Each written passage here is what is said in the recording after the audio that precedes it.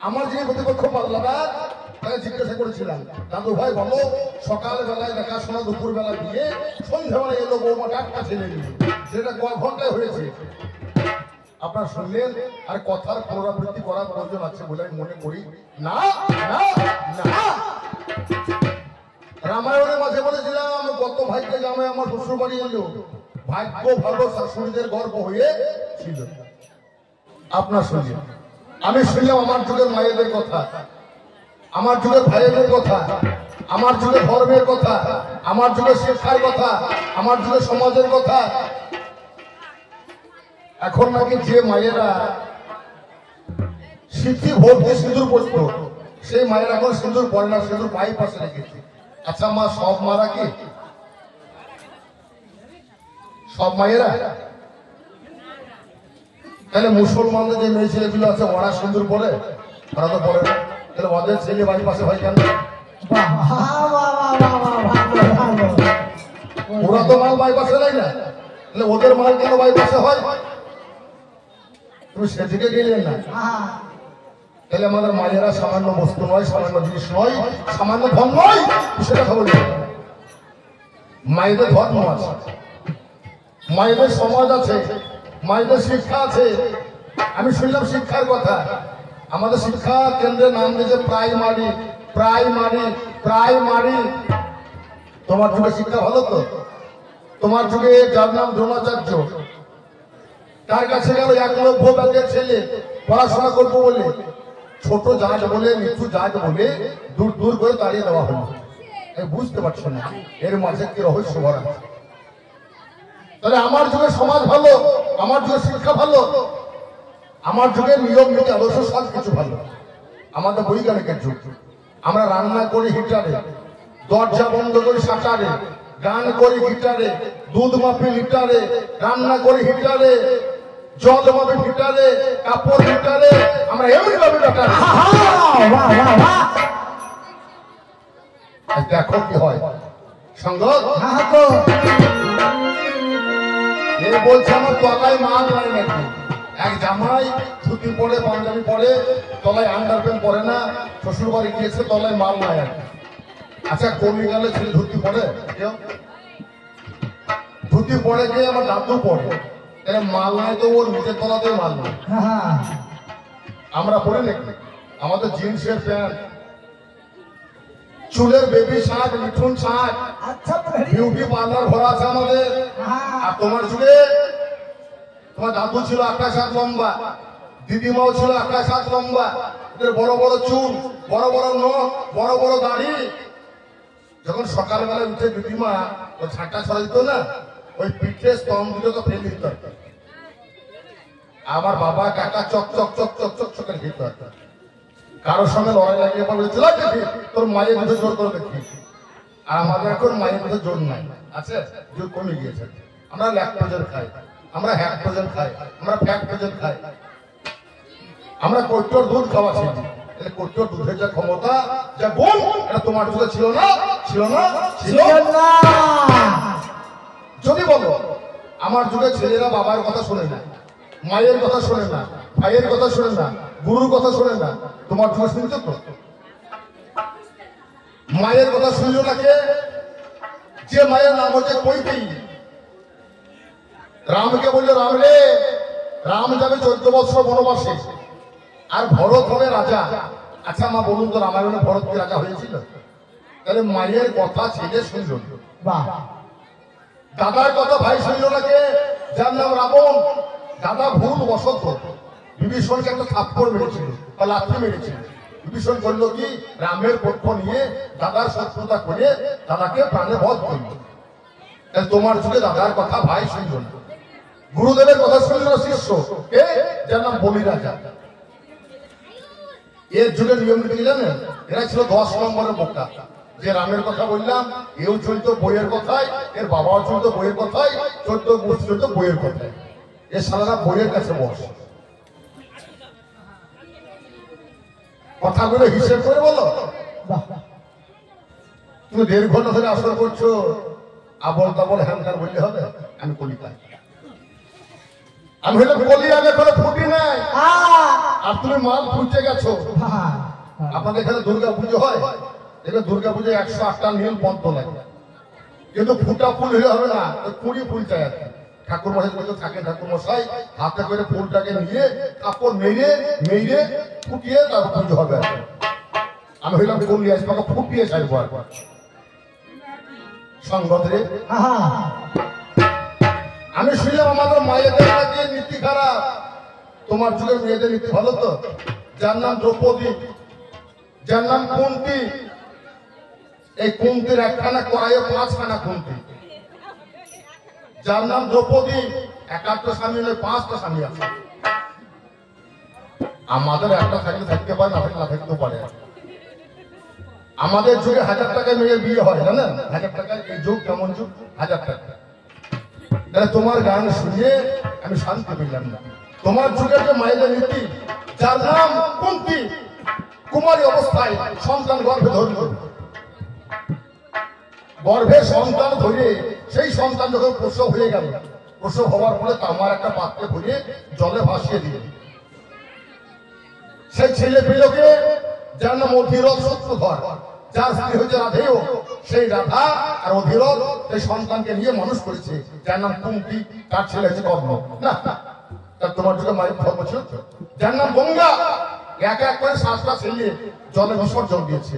কত লজ্জা লাগে না? মায়ের ধর্ম ছিল। তাহলে আসলে কথা জ্ঞান করে বলো, হুঁশ করে বলো।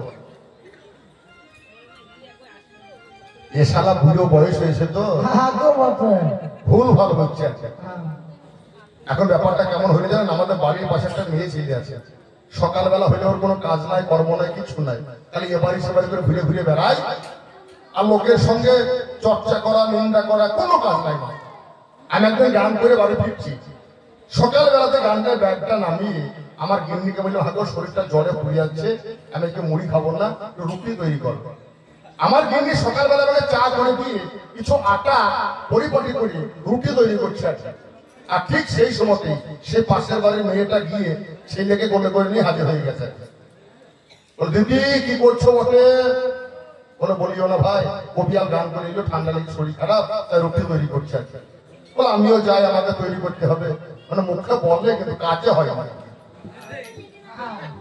ছেলেকে কোলে করে দাঁড়িয়ে আছে, যাই যাই করতে করতে ঠিক 8 ঘন্টা। এরপর আমার গিন্নি রুটি তৈরি করতে শুরু করেছে, ওই 2-4 হয়েছে একটা। ওই থাকতে থাকতে ছেলের পাছায় 1 চিমটে কেটে দিয়েছে, আর ছেলে হাওয়া করে কাঁদতে লেগেছে। আমার গিন্নি বলছে, হাগো ছেলে কাঁদছে কেন? বলে এদের বংশ খারাপ, এই ছেলের গুণ খারাপ, ছেলে চোখে যা দেখবে তা না নিয়ে বাড়ি যাবে না। রুটি তৈরি করা দেখেছে আর কি, আগে নেবে সবাই বাড়ি যাবে। আমার গিন্নি ছেলেকে কেউ মারে, ছেলে হচ্ছে নারায়ণ। আমার গিন্নি তাড়াতাড়ি করে একটা রুটি নিয়ে গোল করে জড়িয়ে ছেলে হাতে দিয়েছে। ছেলে কেমন আনন্দ বলুন তো, ছেলে নাড়াচ্ছে খাবে আর ওই কিছুক্ষণ পরে ওই মা আর 1 চিমটে কেটে দিয়েছে, ছেলে আবার কাঁদতে লেগেছে। আমার গিন্নি বলছে, হাগো ছেলে কাঁদলে কেন, কাঁদছে কেন? বলে বলিয়েন না দিদি, এই ছেলে স্বভাব খারাপ, 1 খানা হইলে হবে না, 2000 2খানা মাল নেবে আর কি। কেমন করে ফাটিয়ে দিচ্ছে দেখুন আর কি। আমার গিন্নি তাড়াতাড়ি করে এসে আর 1খানা রুটি জড়িয়ে ছেলে 2 হাতে দিয়েছে। ওই কিছুক্ষণ পরে ছেলের পাশে আর 1 চিমটে কেটে দিয়েছে। ছেলে কাঁদতে লেগেছে। ওই ছেলে আবার কাঁদছে কেন? বলে আমাদের বংশ খারাপ, এর বাবাদের বংশ খারাপ, এর 14 গোষ্ঠী খারাপ, ছেলের স্বভাব খারাপ। যতক্ষণ মা মুখে না দেবে ছেলে মুখে দেবে না। যতক্ষণ পর্যন্ত মা মুখে না দেবে ততক্ষণ ছেলে মুখে দেবে না। আমার গিন্নি বলছে, কাজ করো, তোমরা বসো, মাও খায় ছেলেও খায়, একসঙ্গে খেয়ে তারপরে বাড়ি ফিরে যাবে। তাহলে আমার গিন্নির কেমন চোখে ধুলো দিয়ে রুটিগুলো বাগিয়ে আনবে। আমার পাল্লাদা দাদু ভাই আসরের মাঝে বানিয়ে আর 1 ঘন্টা বন্ধ করিয়ে আসর ছেড়ে চলে যাবে। আমি তাকে এসে বলি থাকতো, বলে বলে চূড়ান্ত সময় বলে যাই, আসলে কিন্তু কমতি ভাই বলে হরে হরে তুই হলে তোমার ধোয়া ধরো ভাই। ওরে বলে দিয়া তোরা মন পায় না, ওরে বলে দিয়া তোরা মন পায় না, ওরে দুঃখ আর তাহলে আজাবে আজাবে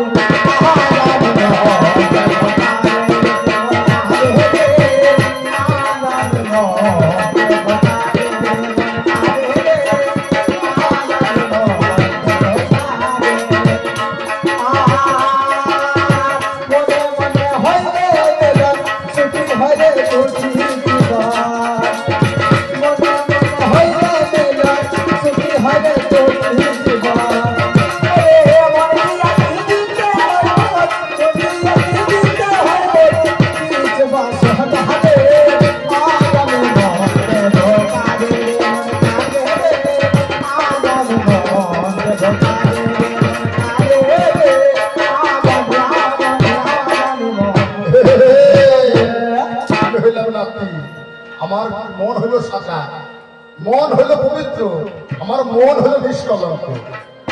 যেমন সাদা কাপড়ে কালি দিলে পরে কাপড়ে কোনো মান থাকে না, সেই রকম নাতির গালি আজকে কালি লাগিয়ে দিয়েছো।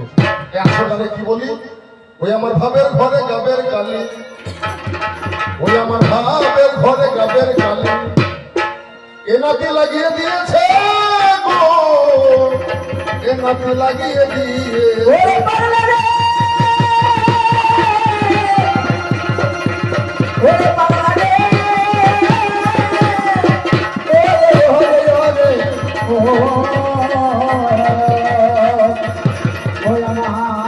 ভাবের ঘরে গাবের কালি, আমার ভাবের ঘরে গাবের কালি লাগিয়ে দিয়েছে জাদু লাগিয়ে দিয়েছে ভাবের ঘরে গাবের কালি লাগিয়ে দিয়েছে পাগলা লাগিয়ে দিয়েছে আমার ভাবের ঘরে গাবের কালি ভাবের ঘরে গাবের কালি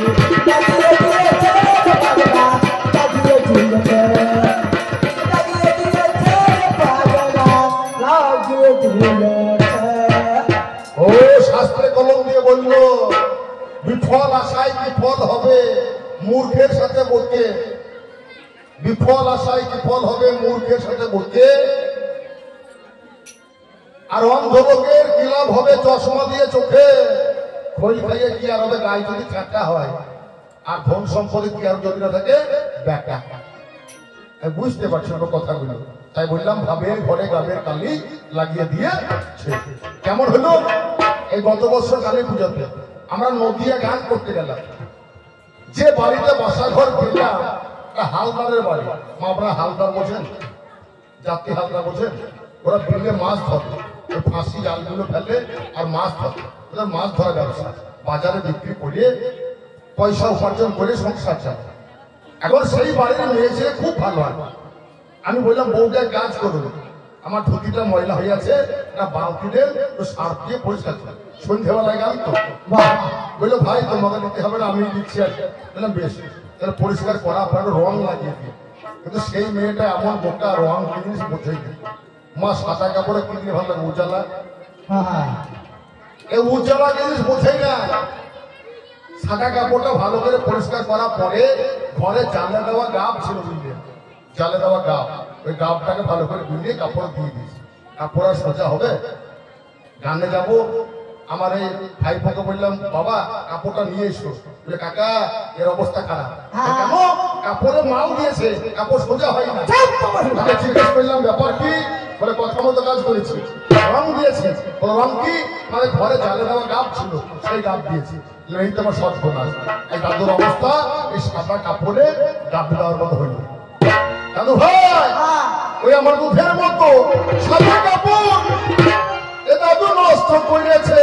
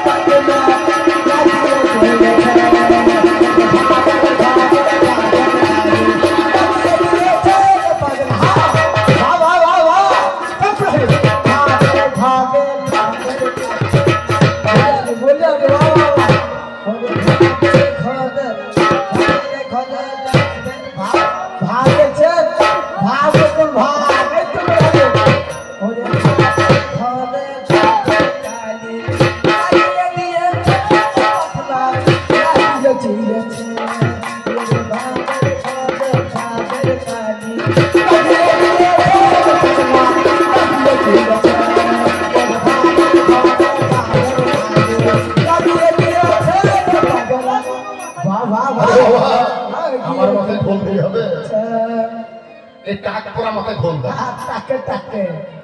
দাদু টাক্কা চোর গান শুনেছেন? আমার যুগের গান উন্নত কত। হু হু হু হু হু হু হু হু হু হু হু দাইরে নানা দাইরে নানা দারে না রে। আমার যুগের গান কত সুন্দর গান, তোমার যুগে ছিল?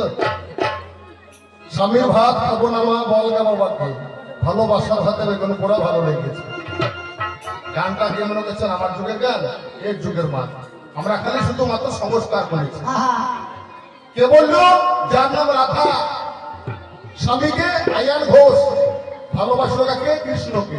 যে স্বামীর ভাত খাবো না বলগা বাবাকে, ভালোবাসার ভাতে বেগুন পোড়া ভালো লেগেছে। তোমার জ্ঞান আছে? আমাদের গ্রামের একটা ছেলে পরপর 52টা মেয়ে দেখলো বিয়ে হইল। আমাদের গ্রামে ওই রামযাত্রা বই হচ্ছে, দেখবেন বেটা ছেলে গোপদারি কেটে মেয়ে ছিল রোল করে। আর আমার যে সীতা রোল করছে সেই মেয়েটাকে দেখে ছোড়া পাগল। আর সকালবেলায় গিয়ে বলছে দাদা আপনাকে বিয়ে করতে চাই। যে মেয়েটা সীতা রোল করছিল সে মেয়েটা কোথায়? ওই বাসা ঘরে বসে আছে। এসে ছোড়া গিয়ে দেখছে যে সীতা রোল করছিল সে 12 মুন্ডা প্যান্ট খুলিয়ে ফুক ফুক করে বিড়ি টানছে। আর বিয়ে হবে আই দেখে একটা ছোড়া করতে যাই তো বিয়ে, ছোড়া করতে যাই তো দেখে একটা হিজড়া মেয়ে ছোড়া করতে যাই তো বিয়ে, আর দেখে একটা হিজড়া মেয়ে যাই তো ছোড়া এবার বাসর ঘরে ঢুকে দিয়ে, বাসর ঘরে ঢুকে দিয়ে মা পোশাক খুলেছে।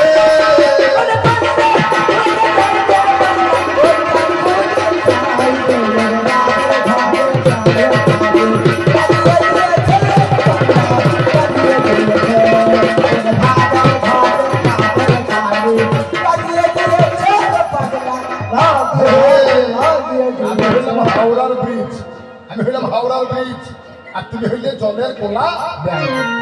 আজ ব্যানে যদি মারে রাখি হাওড়ার ব্রিজের হয় না মানে রাখি রাখিতে হয় না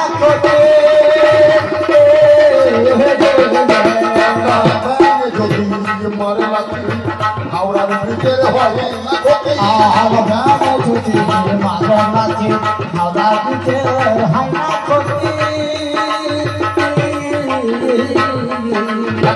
বন্দরকে পড়াইলে ধুতি, বন্দরকে পড়াইলে ধুতি কেমন মানা মানিয়েছে।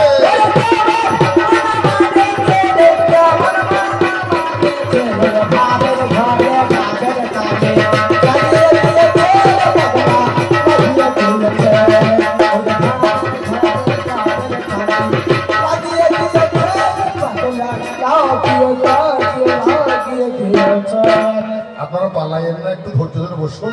দুটো পরিচয়ে ধর্মের কথা বলি, তারপরে গান শেষ করি।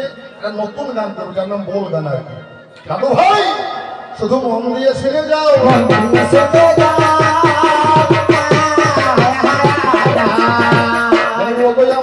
দাদু মন দিয়ে শুনে যাও। ও দাদু গো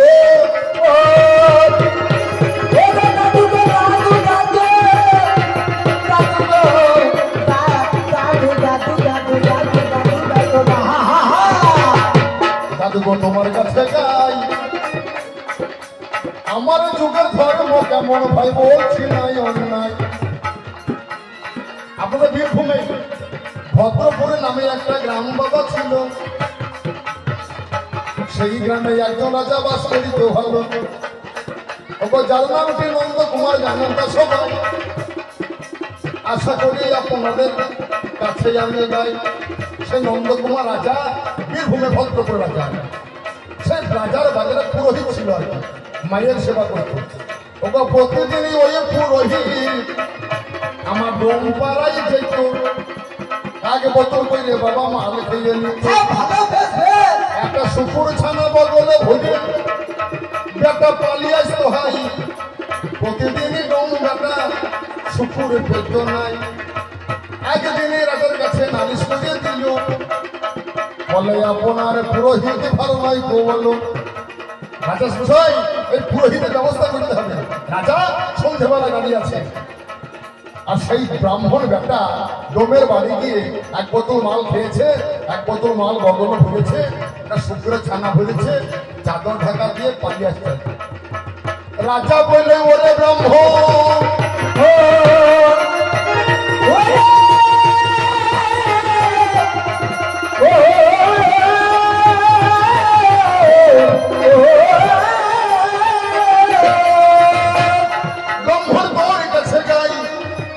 চাদর খানা ফেলে না খুলে একবারে আমি দেখতে চাই সঙ্গে সঙ্গে চাদর খানা যখন খুলিয়া ফেলিল মদের বোতল পরে আমার দুধের বোতল হইল হবে আপনারা বীরভূমের বাবা আমার যে বগলে শুকুর ছানা ভরা ছিল ভাই গরমে পড়ে মাটিতে পড়ে কাটলাম আচলা ভাই কেমন বড় ধর্মই আমার বিশ্বের বাজারে শোনো শোনোই ওগো দাদু শোনো কর্ম আমি বেশি দূরে যাব না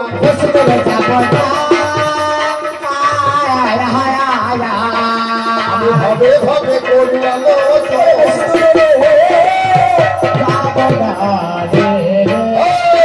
এই বীরভূমের কেন্দ্র ওগো চরিত্রের নাম হচ্ছিল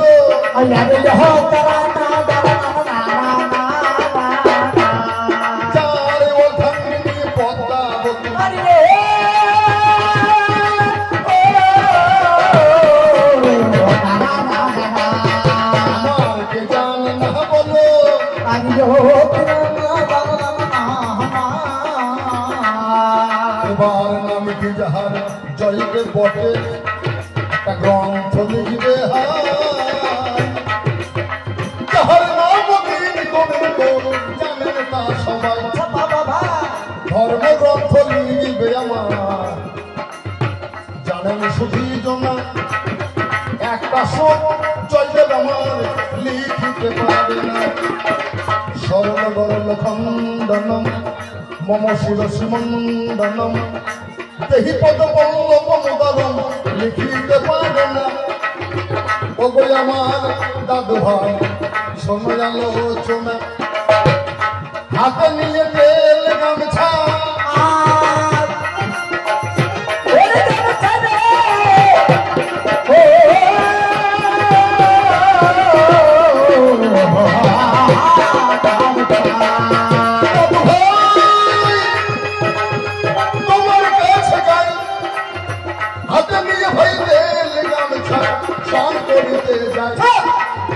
স্নান করিতে গিয়ে জয়দেব কি কর্ম করিল ভগবান সদিনী জয়দেবের যতনে ধরিল বলে পদ্মা আবার পদ্মার কাছে এসে সেদিন খাবার খেয়ে নেয় খাবার খেয়ে ভগবান আমার বিশ্রামে যায় সেদিন আমার আসলে জয়দেব যখন ফিরে এলো পদ্মায় আমার থালা নিয়ে খেতে বসেছে ভালো পদ্মা গো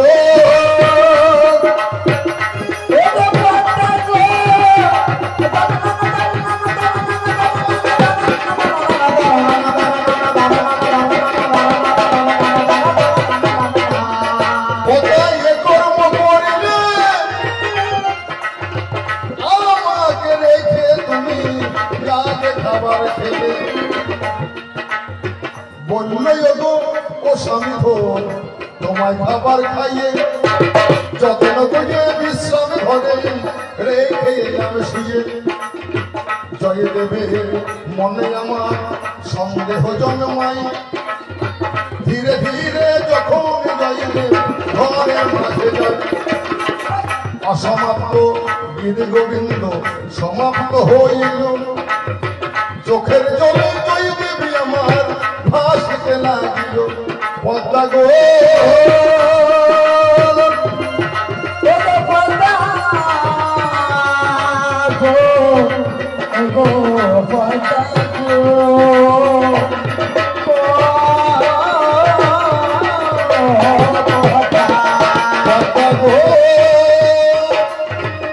তুমি বড় ভাগ্যবতী হলে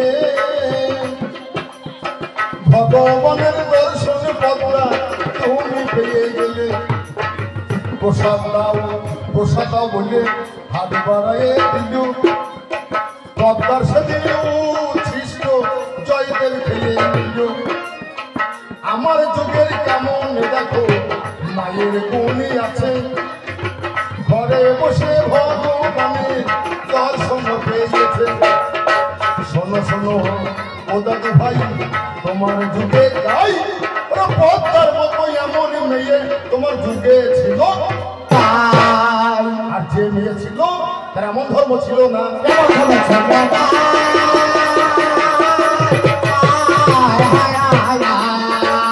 ভাবে ভাবে করি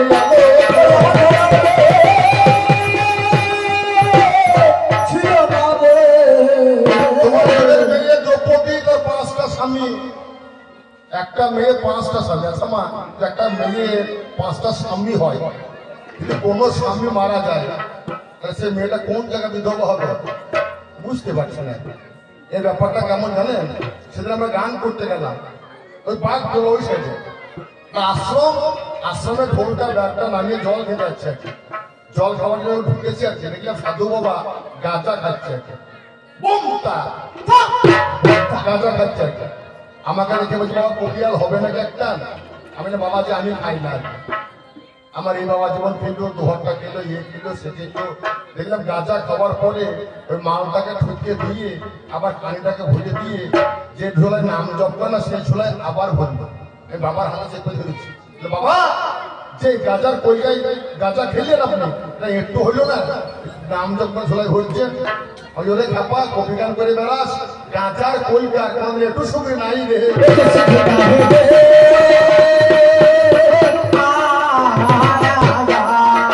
আমি ঝোলার মধ্যে দিলাম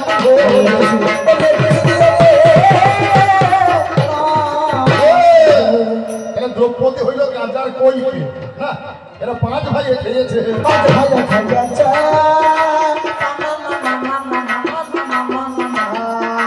গাঁজা টানার মতো করে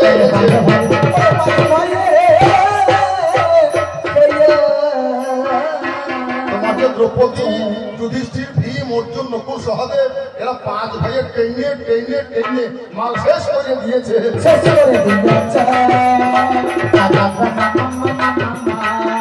একবার বলে জানাই তোমার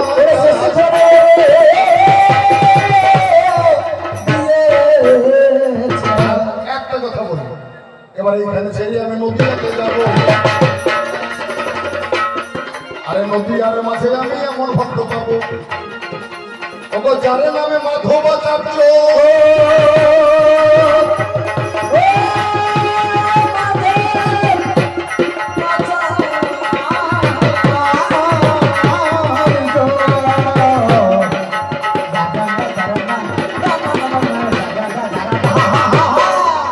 নদীয়ার মাঝে যার নাম মাধবাচার্য, তার স্ত্রী হচ্ছে সর্বমঙ্গলা।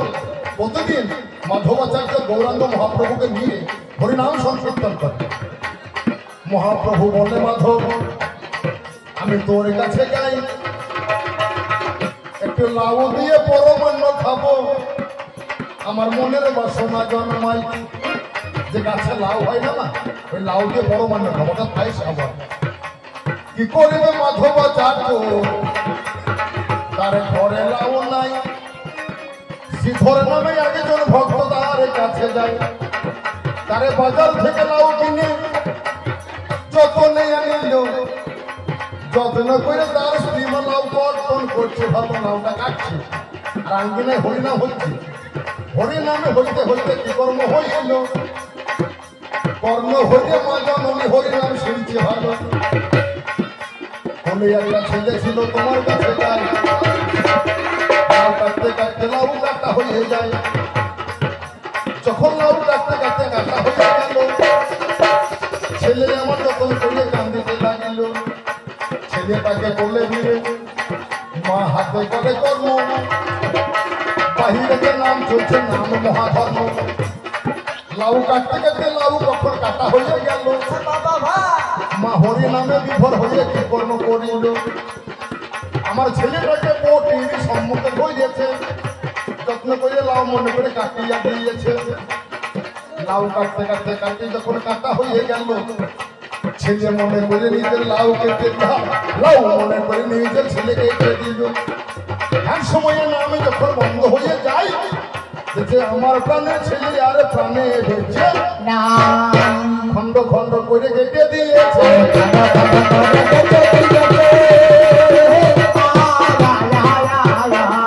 হরি নামের গুণে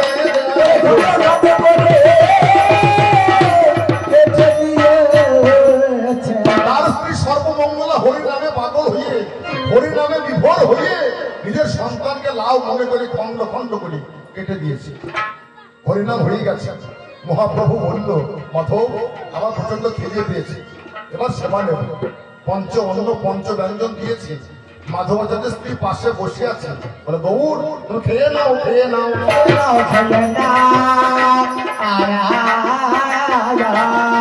তুমি খেয়ে নাও খেয়ে নাও খেয়ে নাও খেয়ে নাও গৌর আমার কথা নাও খেয়ে নাও খেয়ে নাও খেয়ে নাও খেয়ে নাও পাশে বসে মা জননী পিঠে হাত বোলাচ্ছে মায়ের এক ফোঁটা চোখের জল খাবারে পড়ে গেছে গৌর বলছে এই খাবার খাবো না বলে কেন মা তোমার চোখের জল খাবারে পড়েছে বলো তোমার চোখের জল কেন বলে খাবারে চোখের জল কেন শুনবি আমার মা বলা পিতা বলা তোতা পাখি তাকে আমি নিজে হাতে হেঁটে ফেলেছি খন্ড খন্ড করি নতুন মাটির ভান্ডে ভরে রেখেছি সে হরিনামের গুণে পাগল হয়ে নিজের ছেলে কেটে ফেলেছে বল সেই মায়ের কি চোখের জল বাঁধ মানতে পারে বলে মা তুমি নিজের ছেলে কেটে ফেলেছো বলে হ্যাঁ আমি যে হরিনামের গুণে ছেলে কেটে ফেলেছি সেই নামের গুণে ছেলে প্রাণ ফিরে না পায় এই মধুমাখা নাম বলি যুগের মাঝখানে আর মুখে নেবে না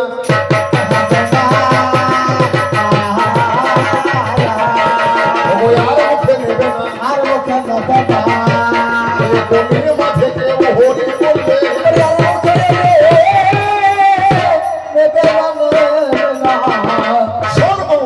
যে নামের গুণে ছেলে কেটেছি সেই নামের গুণে ছেলে প্রাণ ফিরে না পাই এই মধুমাখা নাম কলিযুগের মাঝখানে আর কেউ নেবে না কারণ যে নাম করবে তার তো ছেলে কাটা যাবে তাহলে যে নামে ছেলে কাটলাম তোকে ওই নামের গুণে ছেলে বাঁচাতে হবে এবার মাটির ভাণ্ড হাতে লইয়ে আঙিনাতে গেল গো মাটির ভাণ্ড হাতে লইয়ে আঙিনাতে গেল গো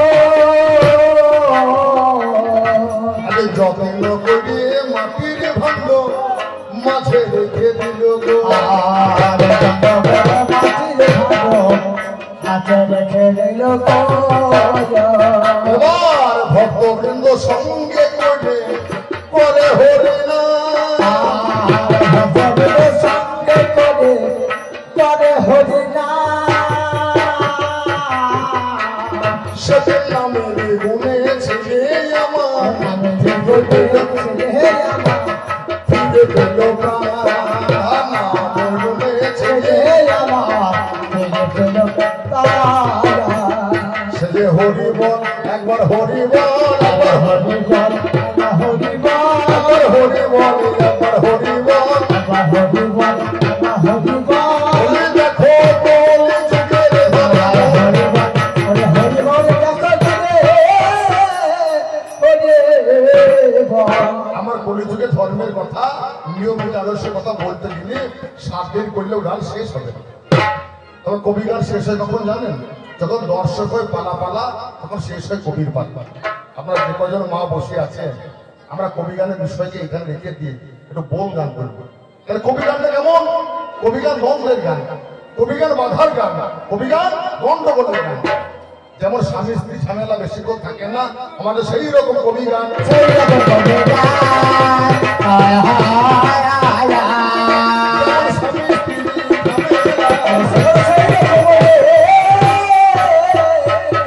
যেমন স্বামী স্ত্রী কেমন জানেন স্বামী স্ত্রী ঝামেলা কেমন জানেন একদিন আমি গান করে বাড়ি ফিরছি প্রচন্ড রোদ্রের সময় শীতের সময় বটে রৌদ্র হয়ে যায় কাঁধে আমার গানের ব্যাগটা আছে গান করে যখন বাড়ি ফিরছে আমার বাড়ির বারান্দার টিউবওয়েল আছে একটা পাড়ার বৌদি ওই টিউবওয়েলে কলসিতে জল ভরতে আছে আমি ব্যাগটা নামে বললাম বৌদি একটু জল খাই তো মা আপনারা দেবেন না তাদের কলসে সরিয়ে দিয়ে আমাকে টিপে দিল আমি জলটা খেয়ে শান্তি দিলাম যখন বাড়ি ঢুকেছি আর কি আমার গিন্নিকে বললাম বই একটু চা করো আমার গিন্নি বলছে শোনো যেখানে জল খেয়ে এলে সেইখানে গিয়ে চা খেয়ে এসো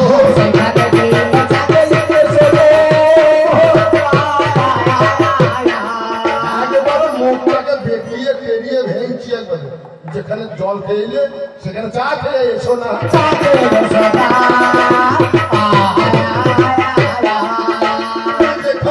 জল খেয়ে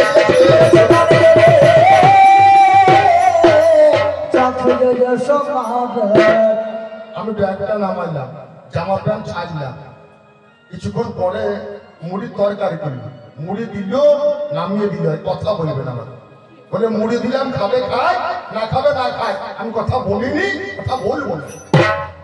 পেটের দায়ে পড়ে খেলাম না, বুঝলে? খাওয়া দাওয়া হয়ে গেল, বাজারে ব্যাগ নিয়ে বাজার করতে গেলাম, বাজার করে দিলাম মাছ শাক সবজি সব এনে দিলাম, রান্না বান্না হয়ে গেল, রান্না করে ভাত তরকারি নামিয়ে দিল। দেওয়ারকে দিচ্ছে না মাটিকে দিল না কুকুরকে দিল ভেড়া দিল বুঝতে পারছি না। বলে খাবে খায়, না খাবে না খায়, কথা বলিনি আর বলবো না। পেটেরটাই খেলাম, আরাম করলাম। রবিবার ছিল, ফিঙ্গারপ্রিন্ট দিয়েছি, রেশন আনতে হবে। ছোলাটাকে আর তেলের দাম নামিয়ে দিয়ে বলে রেশনের দিন আছে, যাবে যাক না যাবে না যাক, আমি কথা বলিনি আর বলবো না।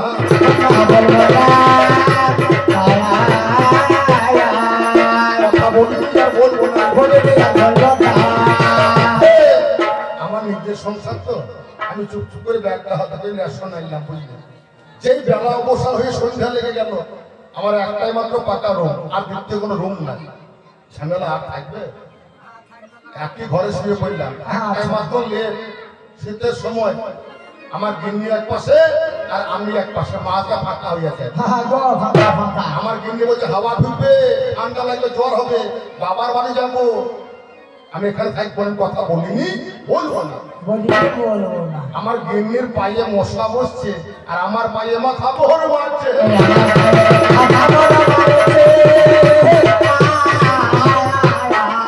আমার পায়ে মাথা বহর আমার পায়ে থাপড় মারছে। কিছুক্ষণ পরে বলছে ঠান্ডা লাগবে, তো পায়ে তেল দিয়ে পাটা বের করে দিই। আমি কথা বলিনি, বলবো না। আমি দেখলাম আমি পরিশ্রম করে ক্লান্ত হয়ে আছি, চুপ চুপ করে লেপ থেকে পাটা বের করে দিলাম, তেল দিয়ে দিই, শুয়ে পড়বো। কিছুক্ষণ পরে আর ঝামেলা থাকে, যখন খুঁজেছি আর ঝামেলা হইল না।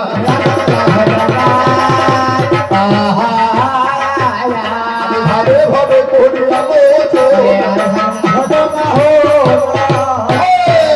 আমার দাদু ছিল এক পাশে, এই নাতি ছিল এক পাশে, যে আমাদের ঘোরাঘুরি হইল, আমাদের আর ঝামেলা হবে না।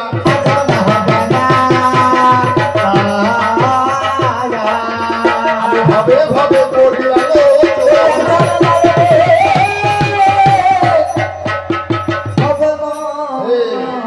আমি যদি না থাকি শেষের দিনে তোমাকে তোমার শেষ মৃত্যু সম্পন্ন করবে। আমি নাতি, বাবা যেমন ছেলের জন্য বাড়ি রাখে, গাড়ি রাখে, টাকা রাখে, পয়সা রাখে, তাহলে তুমি আমার জন্য সব কিছু রেখেছো। তোমার একটাই আনন্দ কি জানো? যেদিন তুমি মারা যাবে, তোমাকে কাঁধে করে নিয়ে শ্মশানে যাবে, বলো হরি হরি বল, সেদিন তোমার মানব জীবন ধন্য হবে। ভাই গো, তুমি আর ঝামেলা করো না।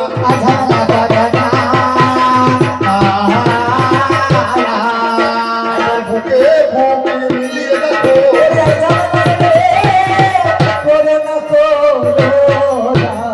মা আর ঝামেলা গন্ডগোল না করে মা দাদু নাতির বিষয়কে এখানে দেখে এটা নতুন বিষয়। এখন দেখবেন বাজারে সবকিছু মাল ফ্রি পাওয়া যায়, সব মাল ফ্রি। একটা কোলগেট কিনলে ব্রাশ ফ্রি, এখন বিয়ে করলে পরে সামনে ফ্রি পাওয়া যায়, সব মালে ফ্রি আছে। তাহলে কবি গানে কেন থাকবে না? কবি গানে ফ্রি মাল পাওয়া যায়, যেমন গোল গান। এবার লাগিব বলে বন্ধ বলে আর থাকিলে চলে না,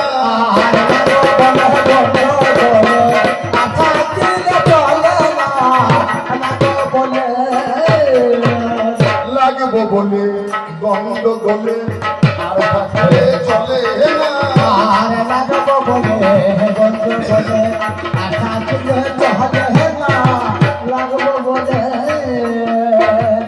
এসো এসো উঠে এসো, এসো এসো উঠে এসো, আর ধৈর্য ধরে না, লাগবো বলে। এবারে বলের পালা আমাদের শুরু হয়েছে। কাল একটা বল হয়েছে, আজ একটা নতুন বল হবে। তাই আমি তোমার ভালোবাসা বলে, আমি তোমায় ভালোবাসা।